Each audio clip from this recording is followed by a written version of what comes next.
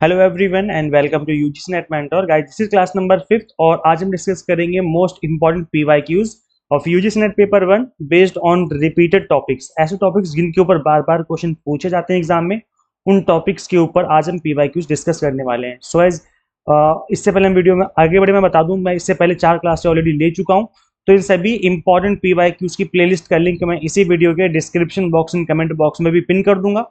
तो आप वहां पे जाकर के इन सभी क्लासेस को फॉलो कर सकते हैं। स्टार्टिंग से first second third fourth class भी आप देख सकते हैं। ये सभी क्वेश्चंस आपको ऐसे क्वेश्चंस मैं करवा रहा हूं जो कि सिमिलर क्वेश्चन जिसके आपको एग्जाम में देखने को मिलेंगे, बिकॉज यहाँ पर रिपीटेड टॉपिक्स पे हम क्वेश्चन कर रहे हैं, जिसकी वजह से आपको सिमिलर क्वेश्चन भी एग्जाम में देखने को मिलने वाले हैं। तो चलिए स्टार्ट करते हैं और डिस्कस करते हैं। This is about me. जैसे कि आप सभी को पता होगा, अभी तक आपने इस चैनल को सब्सक्राइब नहीं किया है, सो मेक श्योर आप इस चैनल को सब्सक्राइब कर लें ताकि आपको अपकमिंग वीडियोस के सभी नोटिफिकेशन मिलते रहें। टेलीग्राम, इंस्टाग्राम, फेसबुक पर आप हमें फॉलो कर सकते हो। इसके अलावा व्हाट्सएप चैनल भी हमने आप सभी के लिए बना दिया है, तो आप हमें यहाँ पे फॉलो कर सकते हैं। सभी के जो लिंक है मैंने डिस्क्रिप्शन बॉक्स कमेंट बॉक्स में पिन कर दिए, तो आप हमें यहाँ पे फॉलो कर सकते हैं। इससे पहले हम क्वेश्चंस डिस्कस करना स्टार्ट करें गाइज, मैं आपको एक छोटा सा इंपॉर्टेंट इन्फॉर्मेशन दे देता हूँ। दैट इज कि अगर आप एग्जाम टारगेटेड स्टडी करते हो इस बचे हुए टाइम में, जो कि अप्रोक्स 3 मंथ का टाइम बचा हुआ है, तो ऐसे में इस एग्जाम को फर्स्ट अटेम्प्ट में क्रैक किया जा सकता है। बिकॉज टू द पॉइंट पढ़िए, एग्जाम टारगेटेड कंटेंट पढ़ेंगे आप इस बचे हुए टाइम में, तो बहुत हाई चांसेस होंगे कि आपका एग्जाम क्रैक हो जाएगा। Paper 1 commerce management and political science की प्रिपरेशन हम आपको करवाते हैं। सो मेक श्योर आप इन सभी के कोर्सेज को आप एक्सप्लोर करिए और 3 मंथ का कोर्स आप कंसिडर कर सकते हैं इनरोल करना। इससे आपकी जो प्रिपरेशन है बचे हुए टाइम में अच्छे से हो जाएगी। Complete video lectures bilingual format में आपको मिल जाते हैं, 100 मॉक टेस्ट पीडीएफ नोट्स मिल जाते हैं, जिसके थ्रू आप मल्टीपल टाइम रिवीजन और प्रैक्टिस कर सकते हैं। करना क्या, आपको सिंपली गूगल प्ले स्टोर से एग्जाम मेंटर ऐप इंस्टॉल कर लेनी है अपने मोबाइल फोन में। अगर आप iOS यूजर है तो उसका लिंक हमने आपको अलग से इसी वीडियो के description box and comment box में अवेलेबल करवा दिया है। तो चलिए गाइस कंटिन्यू करते हैं। पहला क्वेश्चन आपकी स्क्रीन पे, the ratio of ages of 2 person A and B is 3:4 and that of ages of B and C is 4:5. If the average of all three is 40 years, what is B's age? So यहाँ पर A से related question है। दो व्यक्तियों A और B की आयु का अनुपात 3:4 है और B और C का आयु का अनुपात 4 और 5 है। यदि तीनों की आयु का औसत 40 है तो B की आयु क्या है? अब गाइस देखो, इस तरह की क्वेश्चन में एक सिंपल सी ट्रिक लगेगी। एक सिंपल सी ट्रिक है, बहुत सिंपल सी ट्रिक है। अगर आप इसको समझ लोगे तो 1 मिनट से कम टाइम में ये क्वेश्चन आप सॉल्व कर सकते हो और 2 नंबर आपकी जेब में आ जाएंगे। अब ये क्या ट्रिक है, सिंपल सी टर्म्स में मैं आपको समझाने वाला हूँ, सो गाइस ध्यान से समझिए। जब भी ऐसे गिवन हो 2 पर्सन का रेशियो 3:4 और देखो ए और बी का रेशियो क्या गिवन है 3:4, ठीक है भाई। और वहीं पर हमें दिया हुआ है बी और सी का रेशियो, बी और सी का रेशियो कितना दिया हुआ है 4:5 है ना। ये कितना है 4:5।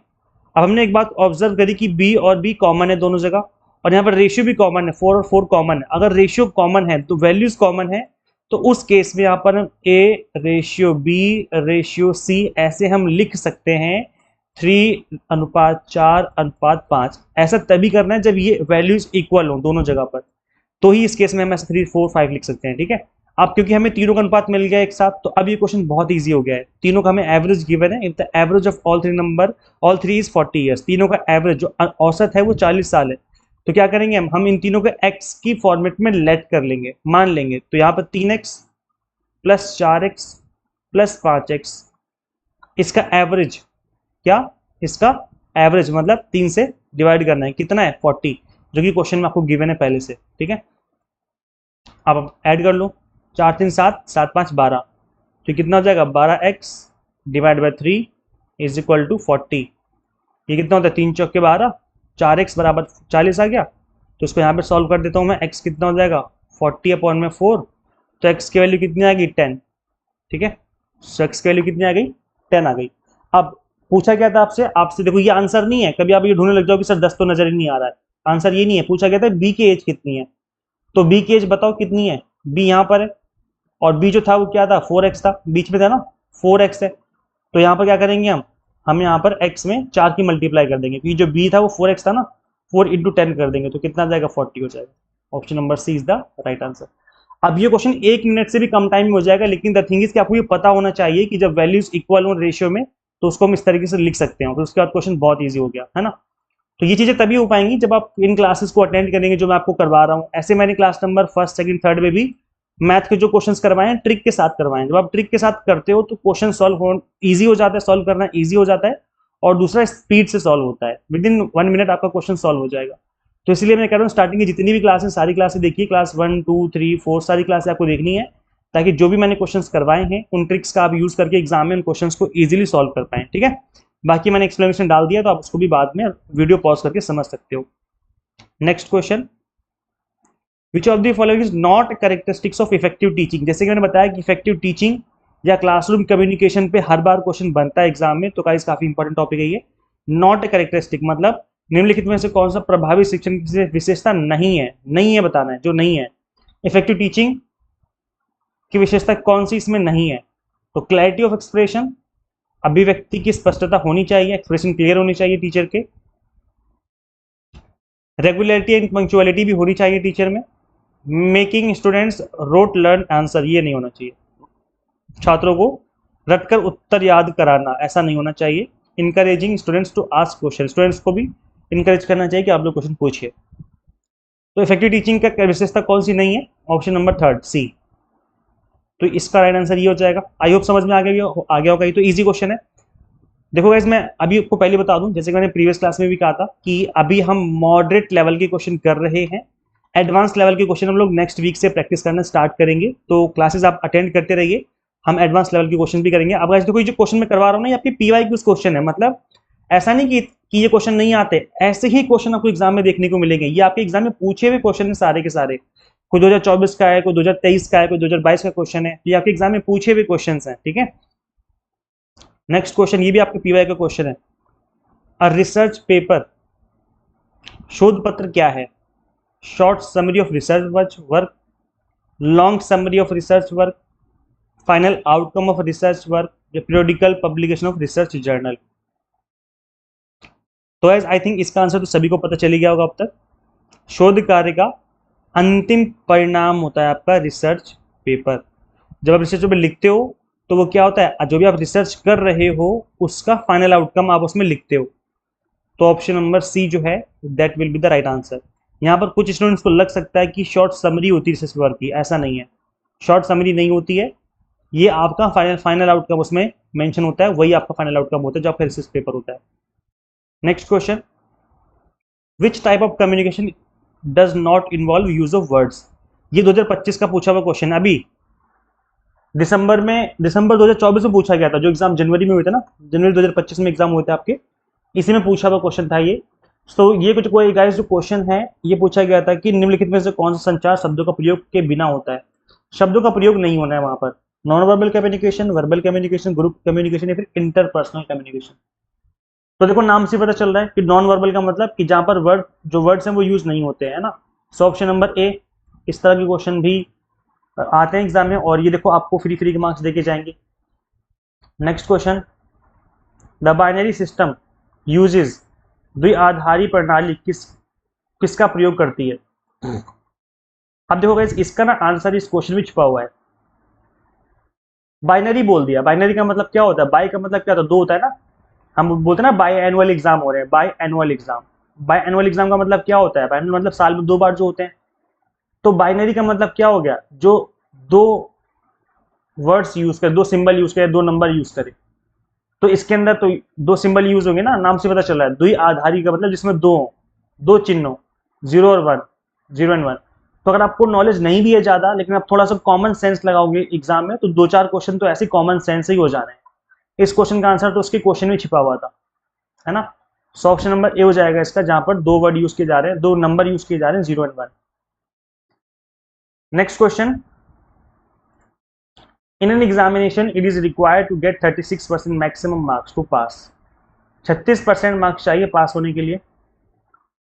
अ student get 90 marks and was declared failed by 9 marks, calculate maximum marks. अब आपको मैक्सिमम मार्क्स बताना है, ये आपके एग्जाम में पूछा हुआ क्वेश्चन है, पीवाईक्यूज का, यूजीसी नेट पेपर 1 में पूछा हुआ क्वेश्चन है ये। एक परीक्षा में उत्तीर्ण होने के लिए अधिकतम 36% अंक प्राप्त होना आवश्यक है, जरूरी है।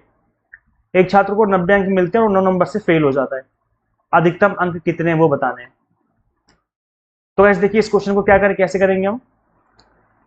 सबसे पहले हम क्या करेंगे, जो आपके टोटल मार्क्स जो पासिंग मार्क्स है उसको कैलकुलेट करेंगे। पासिंग मार्क्स क्या हो जाएंगे, पासिंग मार्क्स ये हो जाएंगे आपके जो उसके आए बच्चे के ऑब्टेन मार्क्स प्लस जितने से वो फेल हो गया है ना। अगर सपोज करो मैं बोलूँ कि 40 नंबर वाला बच्चा पास है, 40 नंबर वाला बच्चा पास है, तो उसके 32 नंबर आए, इसका मतलब कितने नंबर से फेल हो गया, वो 8 नंबर से फेल हो गया। 8 नंबर और आ जाते तो वो पास हो जाता।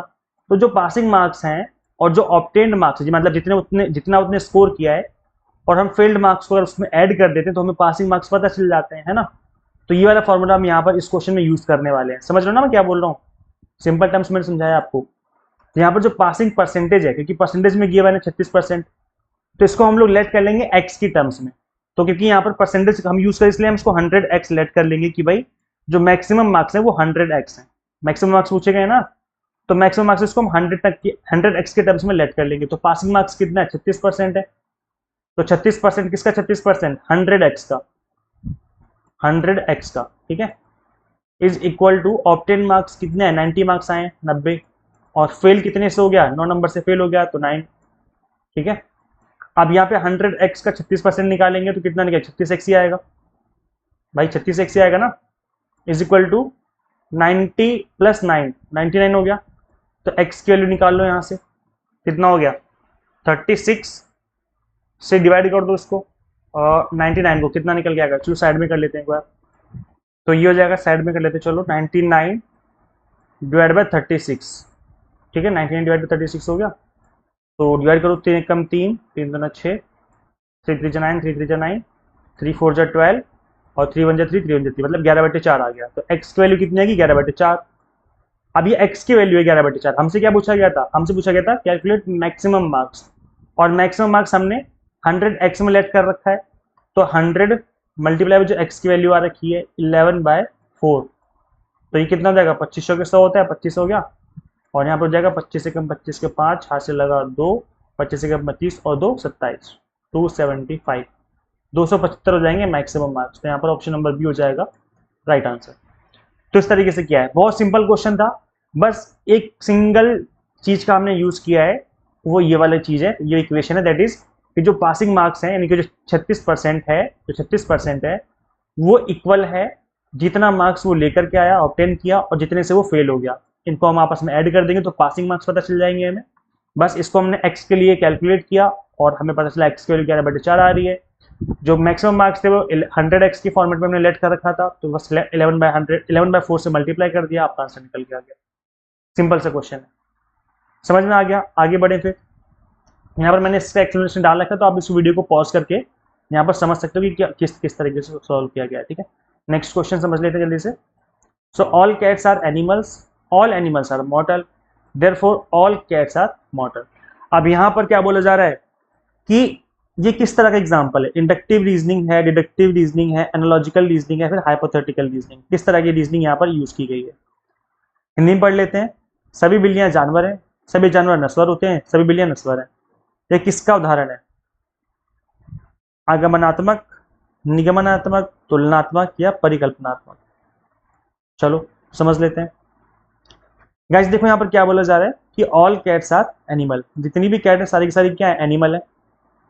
And all animals are mortal, तो जितने भी एनिमल है सारे के सारे क्या है, मॉर्टल है। इसका मतलब है ऑल कैट्स आर मॉर्टल, इसका मतलब जितनी भी कैट्स हैं सारी की सारी क्या है, मॉर्टल्स हैं। तो यहाँ पे हम क्या कर रहे हैं, यहाँ पर कुछ जनरल प्रीमाइसेस लिखी हुई हैं, जनरल टर्म्स में लिखी हुई 2 लाइनें, और इसको हम स्पेसिफिक लेके जा रहे हैं, ऑल कैट्स आर मॉर्टल पे लेके जा रहे हैं, मतलब बिल्लियों तक लेके जा रहे हैं। पहले बिल्लियों की बात की एनिमल की, और एनिमल की बात की मॉर्टल की, सभी एनिमल मॉर्टल होते हैं। तो एक जो जनरल बात है उसको हम स्पेसिफिक लेके आ गए। जनरल का मतलब सभी, ऑल एनिमल, सभी एनिमल की जो बातें हो रही थी उसको हमने स्पेसिफिक बना दिया कैट को। कैट का बना दिया कि भाई कैट जो है वो सारी एनिमल होते हैं, और एनिमल होते हैं नस्वर, इसलिए बिल्ली भी क्या है, नस्वर है।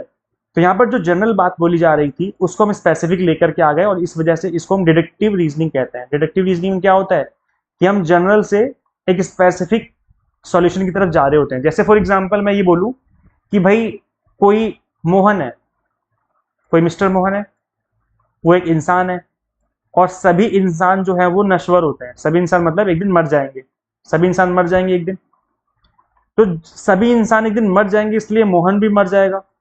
तो ये क्या है, ये हमने एक जनरल जो बात होती है कि सभी इंसान मर जाएंगे एक दिन, ये जो जनरल बात है उसको हमने स्पेसिफिक बना दिया, सिर्फ मोहन के लिए हम उसको लेकर के आगे कि भाई मोहन भी मर जाएगा क्योंकि सभी इंसान मर जाएंगे।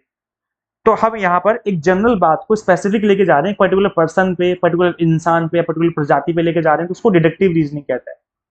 समझ में आ गया ना?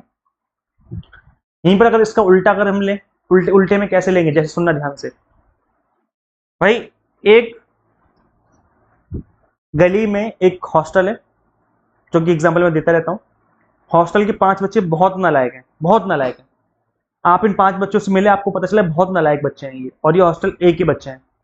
तो आप कंक्लूजन ये ड्रॉ कर सकते हो कि ये जो ए है, ये सारे के सारे बच्चे नालायक हैं। ठीक है? तो इस तरह का अगर इस तरीके से अगर आप रीजनिंग लगा रहे हो तो फिर वो इंडक्टिव रीजनिंग कहलाएगी। मतलब यहाँ पर आप स्पेसिफिक से जनरल पे जाने की कोशिश कर रहे हो। चलो इसका एक रियल लाइफ एग्जांपल देता हूँ जिसको आप यूज भी करते हो डेली लाइफ में। आपने चावल बनाए, घर पे चावल बने, सीटी लगा दी चावल में, आपने कुकर का ढक्कन खोला। मैं यहाँ पे कुकर बना देता हूँ। आपने कुकर का ढक्कन खोला, इसमें से 2 चावल निकाल के देखे कि भाई पक गए क्या वो। अगर वो पक चुके हैं, इसका मतलब है सारे के सारे चावल पक चुके हैं। तो ये आपने स्पेसिफिक 2 चावल पे स्टडी करी और आपने सभी चावलों का रिजल्ट ड्रॉ कर दिया कि भाई सारे चावल पक चुके हैं। तो ये क्या है, आप स्पेसिफिक से आप जनरल की तरफ जा रहे हो, मतलब कम नंबर से आप ज्यादा नंबर्स की तरफ जा रहे हो, तो फिर वो इंडक्टिव रीजनिंग कहलाएगी। मतलब स्पेसिफिक से जनरल की तरफ जाना। ठीक है? तो ये डिडक्टिव और इंडक्टिव रीजनिंग होती है, और इससे रिलेटेड क्वेश्चन बनते रहते हैं एग्जाम में, जैसे कि यहाँ बना, पूछा गया था, आपके पीवाई का क्वेश्चन था। Next question, the main pollutant of Bhopal gas tragedy 1984 में हुई थी, और इससे रिलेटेड क्वेश्चन बनते रहते हैं आपके एग्जाम में। तो ये किसकी वजह से हुई थी? भोपाल गैस त्रासदी का मुख्य प्रदूषक कौन सा था?